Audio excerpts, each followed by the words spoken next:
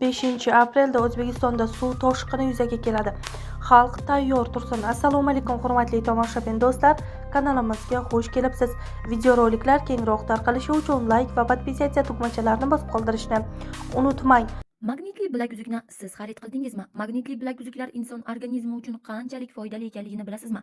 Agar bu haqida bilganingizda avvalroq shuni xarid qilgan bo'lardingiz. Agar bilmagan bo'lsangiz, hoziroq xarid qilishni istasangiz, kommentariya va opisiyaniyadagi silka ustiga bosing. Hech kimning yordamisiz magnitli bilak uzugingizni o'zingiz buyurtma qiling. Mahsulotimizning narxi 40 ming so'm. Yetkazib berish. Toshkent shahrida havo biroz bulutli bo'ladi. Kechasi va ertalab yomg'ir yog'adi. Kunning birinchi yarmida yomg'ir yog'ishi momaqaldiroq bo'lishi mumkin. Harorat kechasi 13-15 daraja, kunduz 20-25 daraja bo'ladi.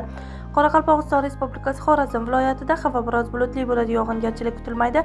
Harorat kechasi 10-15 daraja, kunduz 20-28 daraja bo'ladi. Buxoro va Navoiy viloyatlarida havo biroz bulutli bo'ladi. Kechasi ba'zi joylarda yomg'ir yog'ishi momaqaldiroq bo'lishi mumkin. Kunduz yog'ingarchilik kutilmaydi. Harorat kechasi 10-15 daraja, kunduz 20-28 daraja bo'ladi. Toshkent, Sirdaryo, Jizzax, Samarqand viloyatlarida havo biroz bulutli bo'ladi. Ba'zi joylarda yomg'ir yog'adi. Momaqaldiroq bo'lishi mumkin. Harorat kechasi 12-17 daraja, kunduz 20-28 daraja bo'ladi. Qashqadaryo va Surxondaryo viloyatlarida havo biroz bulutli bo'ladi. Ba'zi joylarda yomg'ir yog'adi. Momaqaldiroq bo'lishi mumkin. Harorat kechasi 15-20 daraja, kunduz 25-30 daraja bo'ladi. Andijon, Namangan, Farg'ona viloyatlarida havo biroz bulutli bo'ladi. Ayrim joylarda yomg'ir yog'ishi va momaqaldiroq bo'lishi mumkin. Harorat kechasi 10-15 daraja, kunduz 20-25 daraja bo'ladi. Respublikaning tog'li hududlarida havo biroz bulutli bo'ladi. Ba'zi joylarda yomg'ir yog'adi, kuchli bo'lishi mumkin.